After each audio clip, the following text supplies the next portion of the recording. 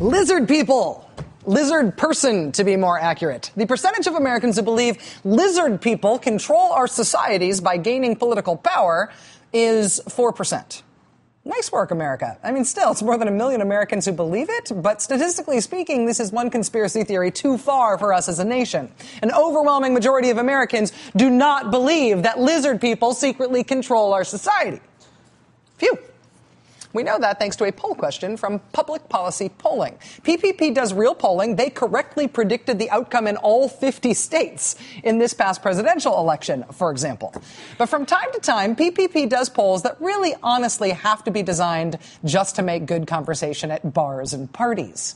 Like when they settled the age-old question of whether Wisconsinites like cheese better or beer better. It was overwhelmingly cheese. I would not have predicted that.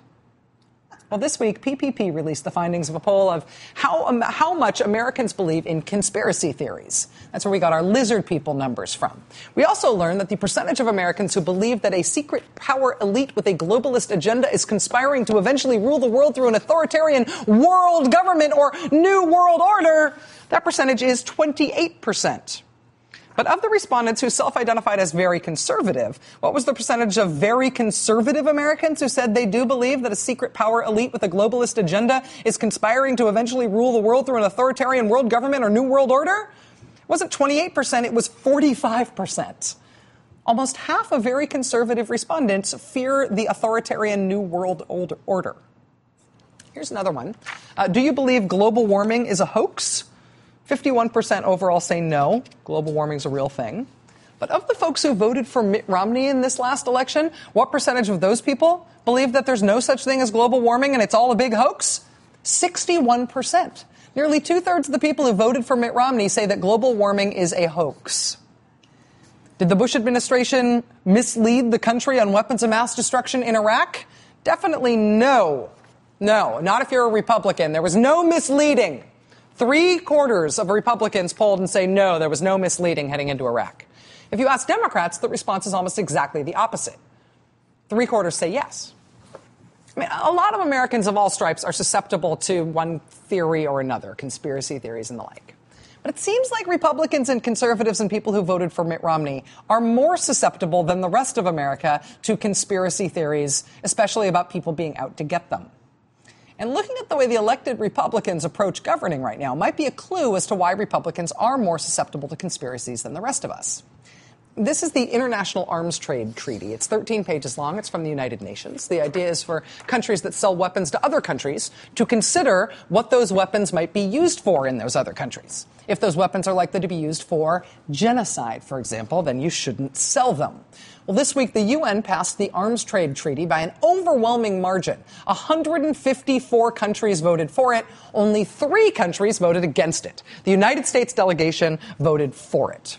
Now the treaty goes to President Obama, who's reportedly expected to sign it. But then, of course, it goes to the United States Senate, where it needs 67 votes in order to be ratified, in order to actually count. The prospects for that are not good, because to Republicans, this is not a treaty about not selling weapons to some other country that's going to use them for genocide. To Republicans, this is a conspiracy to take your guns, just like everything else. Tea Party freshman Senator Ted Cruz tweeting, quote, UN arms treaty should be rejected outright. It's international gun regulation, plain and simple, and it must never be ratified. Oklahoma's James Inhofe says Americans will not stand for internationalists limiting and infringing on their constitutional rights. Democrats Max Baucus and Joe Manchin were signed on to that principled stance. 2 Democrats, 31 Republicans. Senator Rand Paul's reaction to the UN arms treaty, quote, gun grabbers around the globe believe they have it made. So please send me some money. Late last month, in a sort of trial run, the Senate voted against the treaty. It was a mostly party-line vote, a handful of red state Democrats joining all the Republicans. And so even though the United States officially joined with 153 other countries in voting to pass this treaty, our country is almost certain to end up on the same side of this issue as the 3 nations that said no. The 3 nations that said no are Iran, Syria, and North Korea. And now, because of the Republicans and some conservative Democrats, us too.